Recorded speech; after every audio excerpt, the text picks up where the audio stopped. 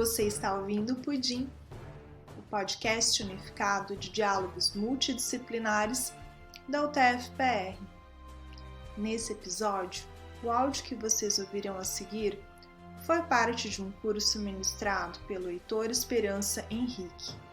Ele é graduado em História pela Universidade Estadual de Maringá, mestre em História pela mesma instituição e doutorando em História pela Universidade Federal do Paraná. Suas pesquisas versam principalmente sobre a Segunda Guerra Mundial e a Força Aérea Brasileira. Nesse episódio, que é o último de 2, ele finalizará as discussões sobre o fascismo.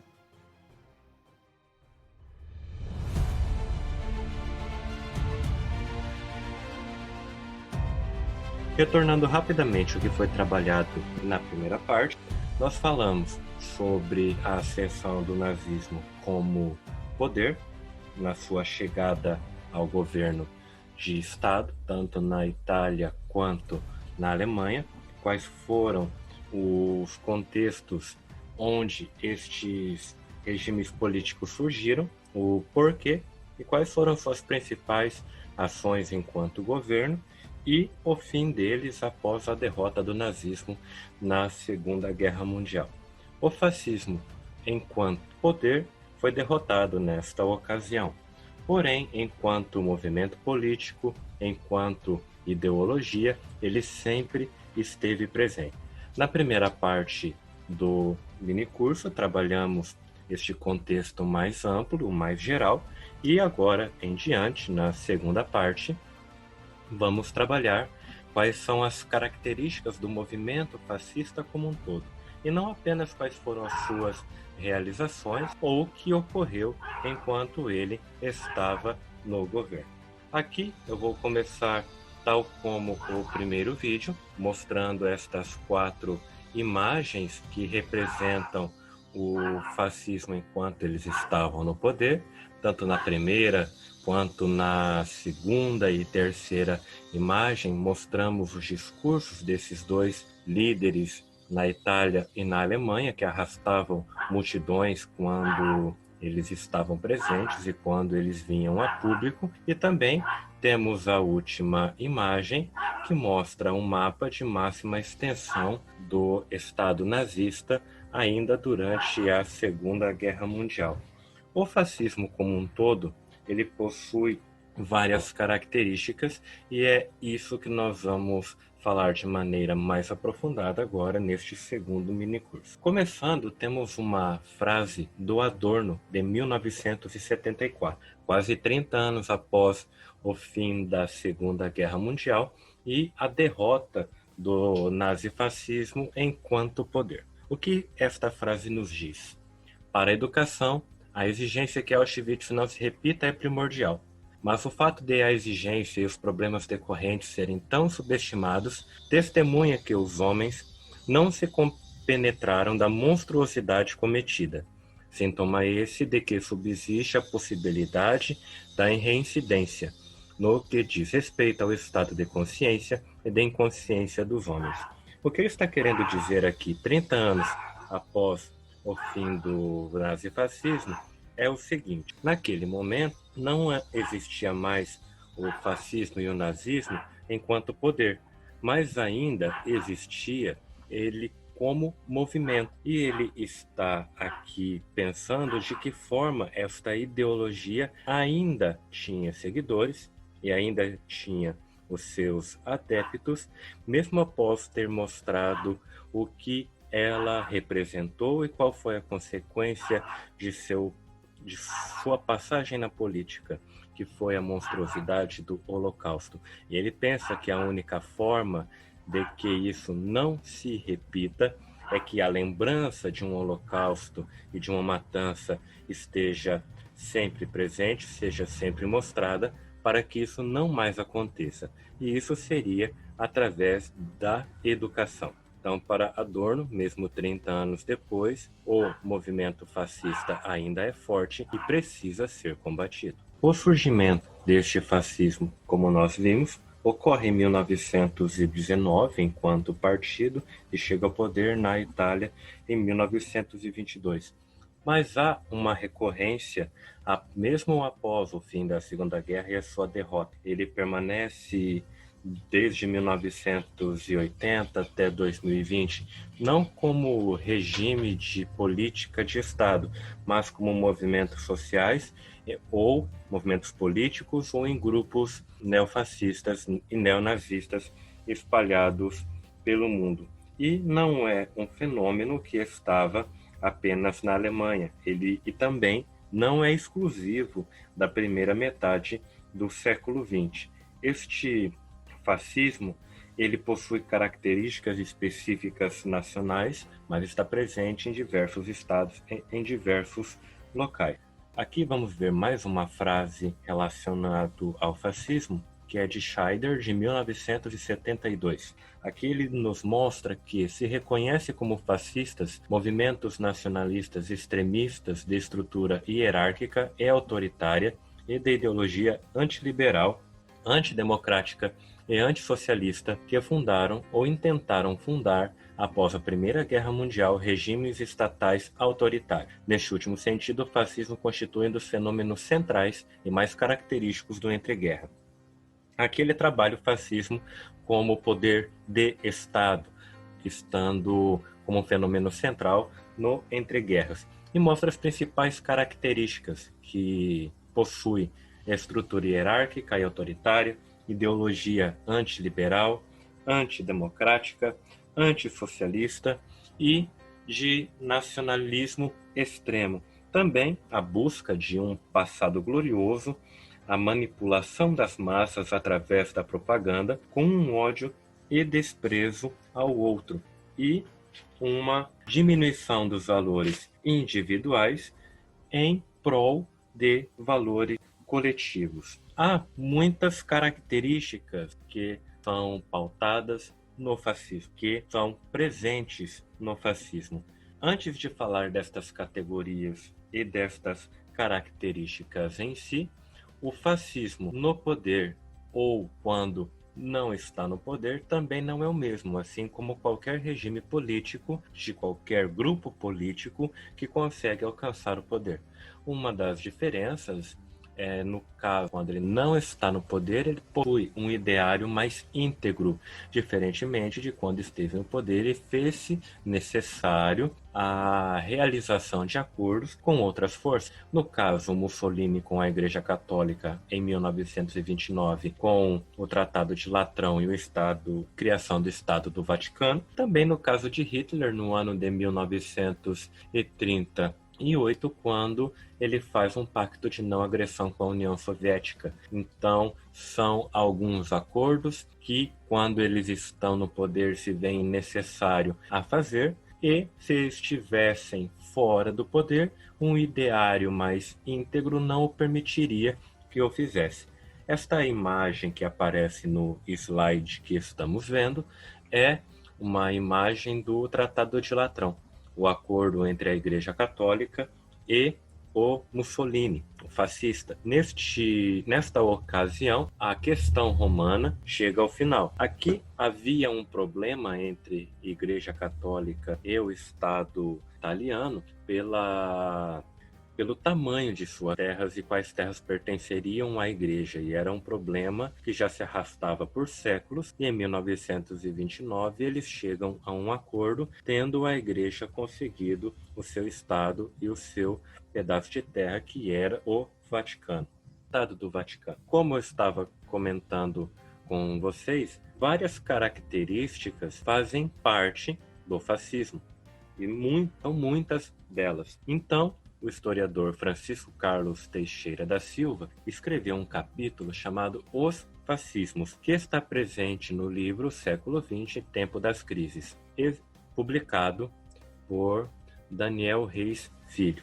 Neste livro, ele traz várias características do que seria um fascismo ideal, baseado no tipo ideal de Max Weber, de se criar um modelo para estudo dos fenômenos. Com isso, com esta fenomenologia do fascismo, o autor tem a intenção de se criar uma ferramenta de estudo de auxílio para os historiadores quando eles pretendem estudar o fascismo. Este modelo serviria de base e de comparação de estudo para os demais historiadores. E dentro deste modelo, ele vai estabelecer 4 principais grupos de características. E cada um destes grupos principais de características traz dentro dele outras que nós vamos ver a cada um que nós passaremos a partir de agora. O primeiro grupo é o antiliberalismo e antipartidarismo.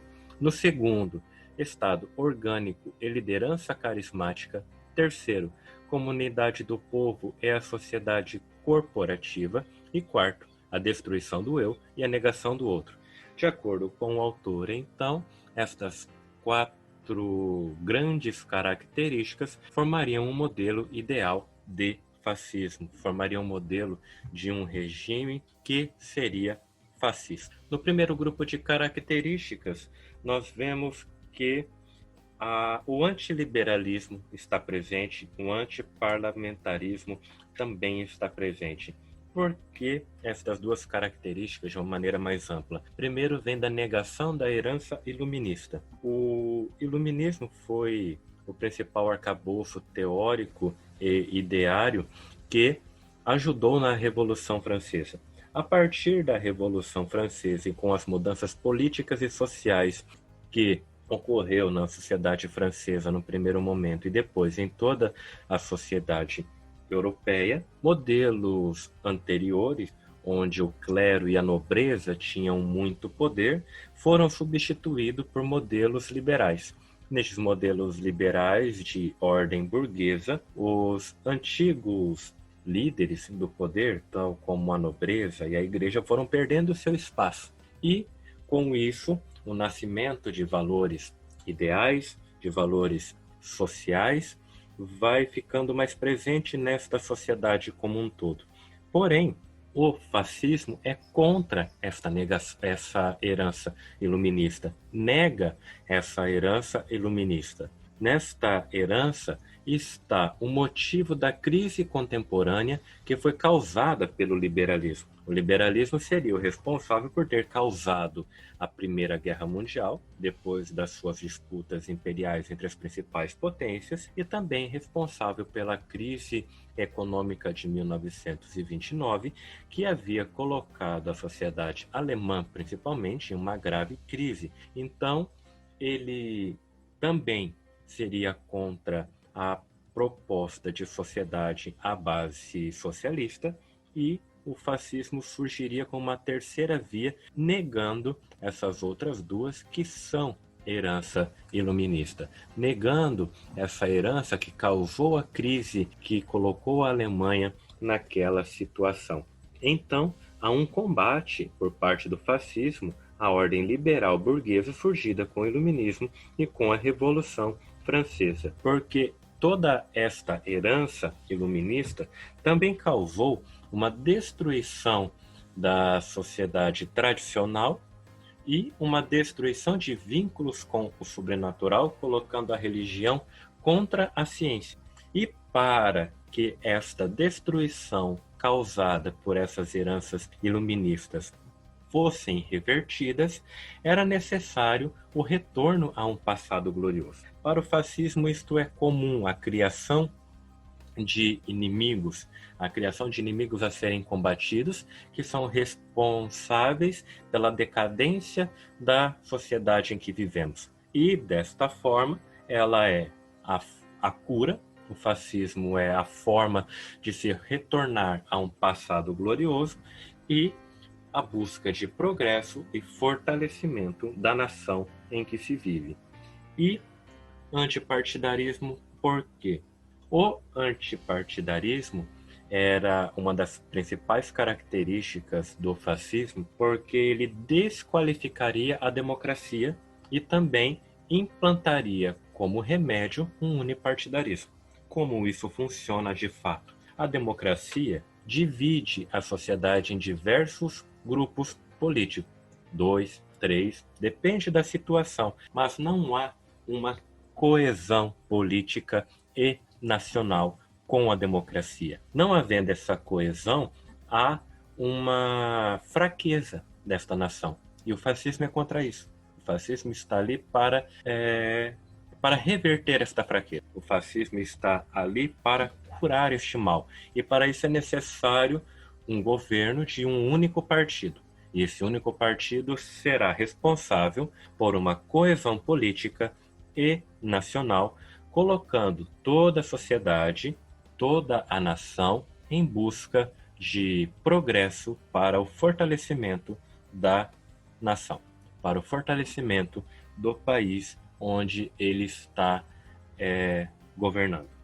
Um pequeno exemplo da própria sociedade brasileira, no ano de 2014, após as eleições presidenciais, 52% dos votantes escolheram um partido e 48% escolheram outro naquela ocasião. Isso seria uma divisão política. E essa divisão política de grupos políticos antagonistas ocorre devido à democracia. Para o fascismo, isso não é interessante. A divisão da sociedade daquela forma apenas enfraquece. Por isso, a necessidade da implantação de um único partido e fortalecê-la sobre os julgos desse partido. Esses são os primeiros grupos de características que descreve o fascismo. No segundo grupo, vemos um estado orgânico e liderança carismática. Só pelo título deste grupo de características, ou de liderança carismática, nós podemos pensar novamente naquelas primeiras imagens que coloquei para vocês no primeiro slide, tendo os líderes carismáticos. Porque para ter um único líder, para levar essa sociedade ao progresso, sem que haja uma divisão entre elas, além do uso da força militar, é necessário também ter uma liderança carismática. Esse estado orgânico do fascismo é um estado forte, e essa liderança carismática impede a divisão da sociedade. Esse estado vai ser total, porque ele vai se preocupar com todos os aspectos da vida da sua nação. Ele é novo, acabando com o anterior, que era velho e que dividia e enfraquecia a sociedade, integral, autoritário e, sobretudo, popular. O fato dele ser popular explica como o fascismo e o nazismo conseguiu trazer tantas pessoas para próximo de si no entreguerras e ter uma aceitação popular tão alta. Um estado orgânico é um estado coeso, é um estado sem lutas internas e sem contradições. Porém, para que essas lutas internas e contradições não existam e aparentemente exista um clima de harmonia dentro de um estado unipartidarista, o uso da militar foi bastante presente nesses casos. O líder possui o poder executivo maximizado, enquanto o parlamentarismo e partidos e a autonomia do legislativo são eliminadas e substituídas pelo poder deste líder. A origem da fraqueza dos estados é eliminada, que é essa divisão interna, e afasta-se a possibilidade de divisão ou de debates. Assim, temos todo o estado e toda a sociedade, todas as pessoas, trabalhando em uma única direção. Este é o estado orgânico que é necessário ao fascismo. A extinção de parlamentos e partidos políticos e uma unidade entre um partido único e o Estado. Eu havia comentado com vocês sobre um líder forte e sobre um líder carismático, que é necessário, que saiba usar da habilidade de discurso para convencer as massas, e a única educação que essas massas vai ter é através dos discursos e dos ensinamentos do partido. Então, estas imagens mostram como Hitler sabia ser esse tipo de líder. O tipo de líder que arrastava multidões por onde passava, que se mostrava carismático e que se mostrava preocupado com todas as pessoas dentro do seu país e que estava ali justamente para isso, para colocar o país na direção correta, lutando por cada um dos seus cidadãos. No caso, esta imagem do lado esquerdo e inferior pode parecer muito estranha, porque se assimila a ideia de Hitler com holocausto, com guerra, com destruição, com sangue e com barbárie, e não está errado assimilar a ideia dele a esse tipo de situação.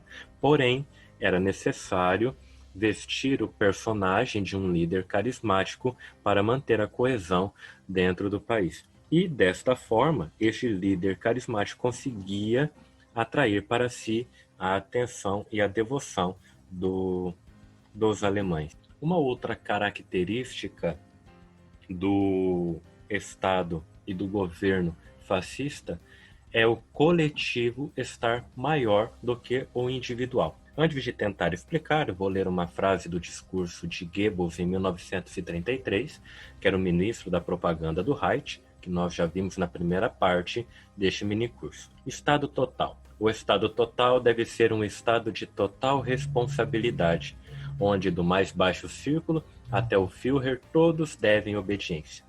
A fronteira do conceito de liberdade do indivíduo limita-se com o conceito de liberdade do povo. Ninguém pode exercitar um direito ou uma liberdade à custa da liberdade nacional.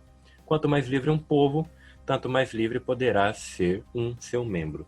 Aqui mostra-se claramente a superioridade dos ideais coletivos em relação ao ideal individual. No fascismo, e de acordo com o discurso de Goebbels, você só poderá ter uma liberdade individual se o povo for livre. E naquele momento o povo estava caminhando à liberdade. Então ainda existiam inimigos que deveriam ser combatidos, inimigos que deveriam ser exterminados. E para que esses objetivos fossem alcançados, o trabalho em maneira coletiva era primordial.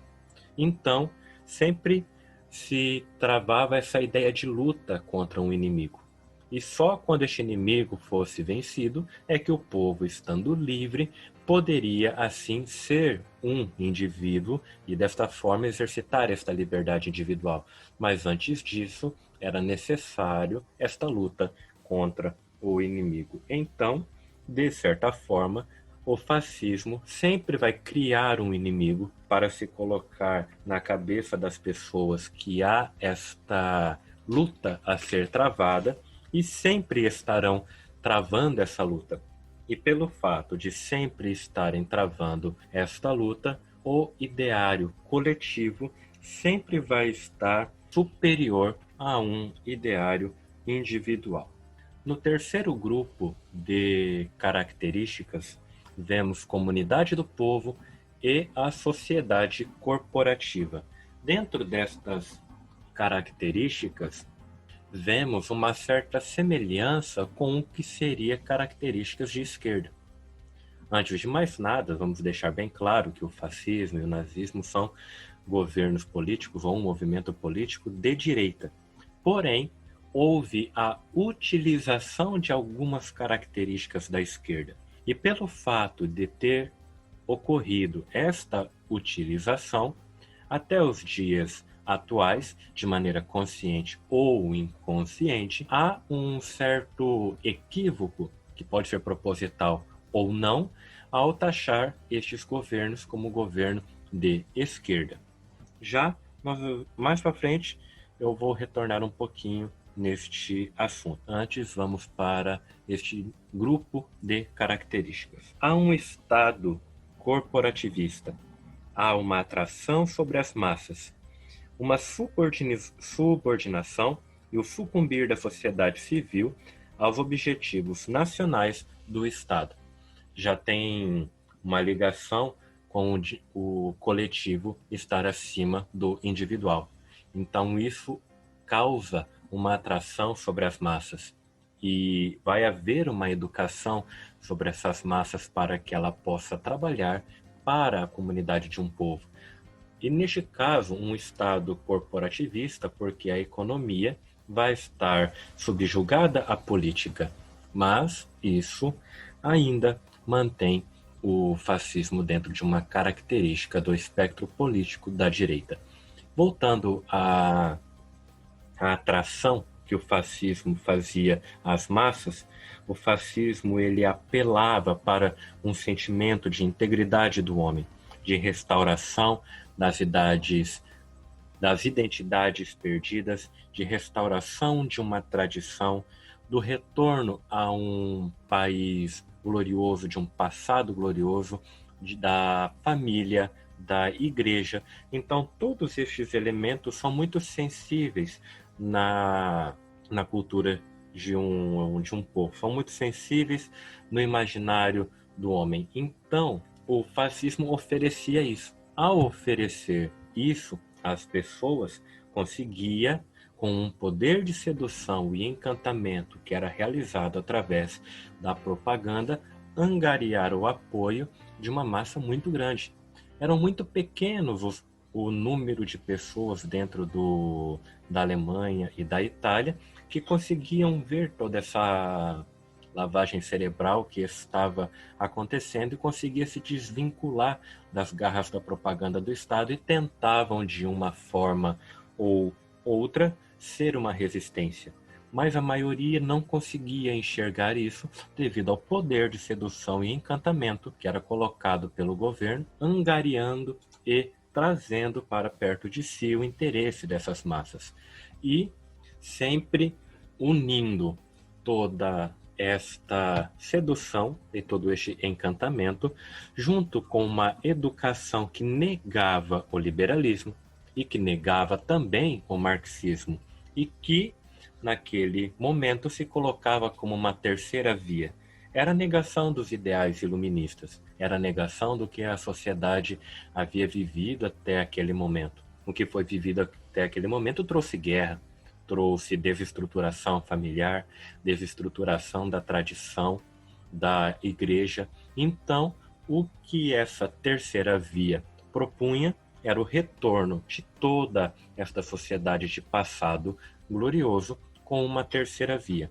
E, junto disso, era colocado às massas que os valores materiais eram inferiores aos valores morais, junto com o do individual ser inferior ao do coletivo.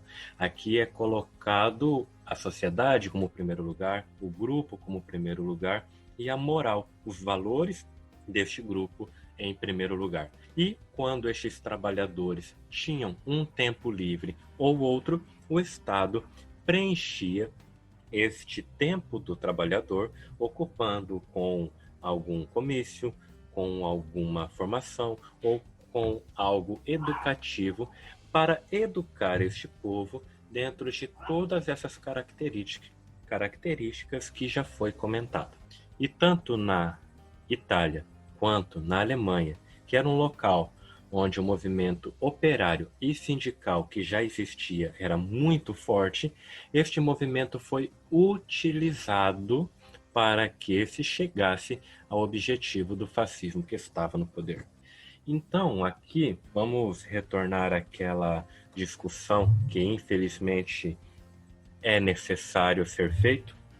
Hoje, na academia, essa não é uma discussão importante, porque na academia é bem colocado a posição política do fascismo e do nazismo, que ele é de direita. Os grandes estudantes e estudiosos, tanto do Brasil quanto do mundo, que trabalham com isso, já colocam categoricamente que ele é de direita, e qualquer menção ou colocação feita ao nazismo e ao fascismo dizendo que ele é de esquerda, este discurso está cheio de interesses políticos, de outros interesses políticos. Esse tipo de discussão ele caiu muito nas redes sociais brasileiras, foi utilizado de maneira consciente por alguns políticos para poder repassar uma determinada ideia para a sociedade e para fazer uma educação da sociedade ao ponto do que pretende ser feito. No caso do Brasil, por exemplo, e não é um local único onde isso esteja acontecendo, o nazismo e o fascismo são colocados como regime de esquerda, porque a esquerda atualmente é o grande inimigo que deve ser combatido por este governo que está aí presente. Então, nada melhor do que combater um inimigo colocando sobre a sua responsabilidade uma das maiores vergonhas e um dos maiores assassinatos em massa que já aconteceu. Assim se convence a população a se combater esta esquerda, já que também colocamos na responsabilidade dela os horrores do nazismo. Porém, dentro de algumas ocasiões, algumas frases utilizadas até pelo próprio Hitler no ano de 1945, vemos ali uma certa semelhança com ideais da esquerda. E por que isso aconteceu? Isso a gente retorna no que eu disse anteriormente do movimento operário ser muito forte na Alemanha e na Itália. Estes líderes fascistas se utilizaram desse movimento operário e se utilizaram também de uma linguagem característica da esquerda para convencê-los da sua causa e trazê-los para dentro do seu grupo de influência. Vou mostrar duas dessas frases, aí já retornamos para estas características. Aqui nós vemos uma, de Hitler em 1943. O Estado Nacional Socialista trabalhará ainda mais energicamente no futuro a fim de realizar um programa que, nas suas últimas consequências, deve conduzir à eliminação completa das diferenças de classes e ao estabelecimento de uma verdadeira comunidade socialista. Aqui é uma frase completamente colocada dentro de características da esquerda. Até o nome, o Estado Nacional Socialista. Aqui está falando do Partido Nazista, Partido Nacional Socialista dos Trabalhadores Alemães. Aqui, por que se utiliza isso? Se usa todas as características socialistas, sem o ser, para que assim possa confundir o povo e assim trazer ele para dentro da sua luta, da sua causa. E atualmente o que tem acontecido, não só no Brasil, mas em vários locais do mundo, é a utilização destas frases e destes discursos fora de contexto para tentar convencer as pessoas de que o nazismo teria sido um governo de esquerda, coisa que realmente não foi. Se pegar essas frases de maneira isolada, vai parecer um bom argumento. Porém, quando se pegar estas frases dentro de um contexto, se entenderá que era apenas a utilização dos meios da esquerda para convencimento dos trabalhadores, que eram a principal base política da Alemanha daquele momento. Vejamos este outro trecho. Da mesma forma que os partidos marxistas devemos utilizar cartazes políticos em vermelho gritante, devemos ter caminhões com alto-falantes e saturados de cartazes e com muitas bandeiras vermelhas. Devemos cuidar para que os membros do partido não compareçam às reuniões de terno e gravata, e também não muito bem vestidos, para evitar a desconfiança dos trabalhadores. Então aqui mostra, por esta passagem do próprio Hitler, como ele utilizou de maneira explícita características da esquerda que agradavam os trabalhadores para trazê-los dentro do seu interesse, para trazê-los para dentro da sua luta, que não era uma luta da esquerda. E, como ele fala dos caminhões com alto-falantes e saturados de cartazes e muitas bandeiras vermelhas, vejamos estas 4 imagens. O uso do vermelho é bastante significativo na simbologia nazista, que era uma característica da esquerda, porém foi utilizado por Hitler para manter a coesão dentro do seu país. Então esta é uma característica do fascismo que pode trazer um pouco de confusão aos que menos conhecem o assunto, imaginando que ele poderia ter alguma confusão de espectro político. esta confusão ela foi feita de maneira pensada para que angariasse o interesse das massas. Da maioria dos inscritos, e que eu tenho visto na lista de inscritos para este minicurso, estão entre graduandos e graduados. Não sei quais são os seus principais interesses de estudo, mas espero que, se tinha alguma dúvida até o momento dentro do pensamento de vocês sobre a posição política desse tipo de governo, ainda mais depois de tantas inverdades que são expostas a todo momento na mídia, espero que esta explicação possa ter deixado bem claro que o nazismo é de direita e que a confusão com a esquerda só ocorre porque o próprio Hitler utilizou algumas características da esquerda para angariar o interesse das massas. E foi apenas o uso de algumas características, mas não a vivência da esquerda. Então, o nome socialista no partido é uma estratégia de convencimento.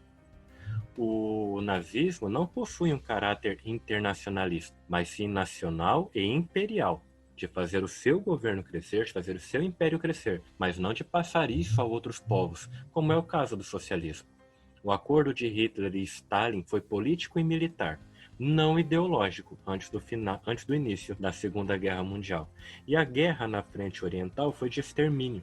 Então, a selvageria no ataque aos comunistas foi o maior possível. Então, foi apenas a utilização das suas ideias, porque, no fundo, o interesse de Hitler era exterminar os comunistas. Vamos agora para as últimas características deste fascismo. Então, no último grupo, nós encontramos aqui a destruição do eu e a negação do outro. Esta primeira parte, em que se fala do desaparecimento do eu em prol do coletivo e da nação, nós já comentamos um pouco nos slides anteriores, onde o interesse individual deve ser deixado de lado para que o interesse do coletivo e da nação seja alcançado. Mas mesmo assim, dentro do fascismo, uma das principais características é a negação do outro. Há grupos minoritários, há ódio desses grupos. No caso, na Alemanha, ocorreu com os judeus. E duas coisas aqui da Alemanha é interessante comentar antes disso. Na Alemanha, houve a ideia de uma superioridade racial que já estava presente no livro Mein Kampf de Hitler, que nós já comentamos no primeiro vídeo, quando ele estava preso desde 1923. Porém, essa ideia de superioridade racial, superioridade da raça ariana e da necessidade de um espaço vital para se viver, não era uma novidade da Alemanha. Isso já estava presente na Europa e no norte europeu desde o final do século XIX e começo do XX. No caso do nazismo, esta ideia apenas foi reforçada.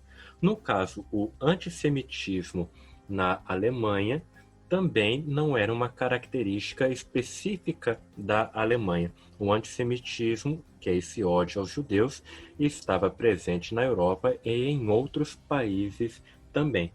O caso é que na Alemanha este ódio virou política de Estado, virou objetivo nacional e isso se tornou o Holocausto Judaico. Aqui, quando o fascismo sempre coloca um inimigo. O inimigo que foi colocado aqui foi o judeu. E devemos pensar no Estado alemão como um grande organismo. E nesse organismo, cada alemão representa uma célula que faz um trabalho para o bem do todo. E o judeu, ele foi considerado a doença deste povo. Ele foi responsável pelas crises, responsabilizado pelas crises, pela perda na guerra, pelo sofrimento econômico e por todos os outros problemas, e também por ser uma raça inferior. Então, para a saúde deste Estado Nacional, era necessário se eliminar essa doença que ameaçava essa perfeição nacional, que ameaçava essa perfeição racial. Então, aqui o ataque foi direcionado principalmente aos judeus na solução final, a partir de 1942, na Conferência de Wannsee, que foi liderada por Heydrich, que é este personagem que aparece nesta foto do lado direito, e nós já comentamos um pouco mais sobre a solução final também no primeiro vídeo. E aqui a principal dúvida e o principal questionamento não é porque os judeus foram os escolhidos e foram estabelecidos como o inimigo que deveria ser combatido a todo preço. O motivo e o problema não está na vítima, não está nos judeus, mas está no algoz. Está nessa política de Estado que instaurou este tipo de situação como uma política de Estado. Então, o Holocausto judaico acontece principalmente contra eles naquele momento, porque os judeus eram estrangeiros, não tinham a sua pátria, se identificavam com o capitalismo e com o comunismo, eram artistas, possuíam uma religião diferente e postos elevados na República de Weimar antes do nazismo. Aqui, então, o judeu, ele veste todos os problemas do inimigo, todos os problemas que tinha dentro do país. E para que o país pudesse crescer de maneira perfeita, seria necessário que estes problemas fossem controlados. E como a população era vista diante disso, como que o povo via isso? A educação fascista foi a geradora de tal estranhamento e personalidade autoritária. Esta identificação da massa com o seu líder proporcionou tudo isso. E dentro desta educação de ódio ao outro e de manutenção de um ideário ariano, a exaltação da virilidade, o companheirismo e a vida em comum, distante de mulheres, presença dos filhos até os 10 ou 12 anos para evitar uma educação afeminada e uma esmagadora máquina de repressão ao homossexualismo. Essas eram as ideias colocadas dentro desta educação fascista na Alemanha. Sendo assim, vamos chegando ao final deste segundo vídeo e também ao final deste mini curso, e podemos concluir uma teoria dos fascismos. Aqui o autor colocou no plural porque ele enxerga vários fenômenos de características fascistas e que podem ser considerados fascismos ao longo da história em várias regiões do mundo. E os principais pontos levantados e que está presente em cada um destes governos que foram vistos, em cada um destes movimentos que foram vistos, é o antiliberalismo, o antimarxismo, o organicismo social, a liderança carismática e a negação da diferença, que são todas características que nós já vimos no decorrer deste segundo vídeo. E assim, nos fica uma última pergunta. Existe fascismo no Brasil hoje? Se estivermos pensando em questão de poder de Estado, não existe. O governo estabelecido hoje no Brasil é um governo conservador e reacionário. Ele busca a restauração de elementos culturais que se diz perdido, como no caso família, tradição, valores religiosos. De acordo com o governo atual, estes valores foram perdidos e a função dele é restaurar esses tipos de valores. E de uma forma autoritária. Isso representa uma direita conservadora reacionária no Brasil e não um fascismo. No Brasil, hoje, ainda vivemos uma democracia. Ainda há a divisão dos poderes. O executivo na mão do presidente não possui uma força imperial. Ainda há divisão do poder dentro de todo o Congresso Nacional. Então, devido a isso, no poder brasileiro hoje não existe um fascismo. O que a gente pode imaginar é o seguinte: existem características fascistas, como o ódio ao outro, o ódio à minoria, a diminuição dos interesses individuais em busca de interesses coletivos e nacionais? Sim, sem sombra de dúvidas. Essas características existem no Brasil hoje e existem no governo também. Mas, basicamente, nós não vivemos um governo fascista. É lógico que podemos pensar em movimentos neonazistas e neofascistas no Brasil, na região sul. Sim, existe, é uma outra discussão, mas não é um movimento que está no poder. Mas sim, são movimentos fascistas. Então, esta pergunta que eu coloquei no slide se torna ambígua e necessita de uma outra palavra. Depende. Depende em que nível. No governo nacional, instaurado, não existe. Mas alguns grupos, assim, aí existe. Então, o fascismo, ele é um fenômeno muito complexo, ele é um fenômeno muito grande, que, infelizmente, como diz o Adorno no começo deste mini curso, na frase que eu coloquei, ainda tem muitas pessoas que o veem como uma alternativa, e nós só vamos conseguir nos desvencilhar desta ideia de que o fascismo é bom quando a gente entender realmente o que ele proporcionou, quando entendermos a mortandade que causou e todos os males que pode causar ao ser humano, e ver que se tem algum ponto positivo, esse ponto positivo é inventado apenas por convencimento e para atrair pessoas para esta luta. E para que o fascismo ou ideais fascistas sejam não esquecidos, mas sejam deixados de lado como uma alternativa, para que isso possa acontecer, é necessário que a educação seja bem focada e bem explícita nesses pontos. Espero que este mini curso possa ter sido uma pequena contribuição para que vejamos como este tipo de alternativa não é uma alternativa a ser escolhida pelos males que ela possa causar. E obrigado a todos os que estiveram presentes, que acompanharam o mini curso até o final.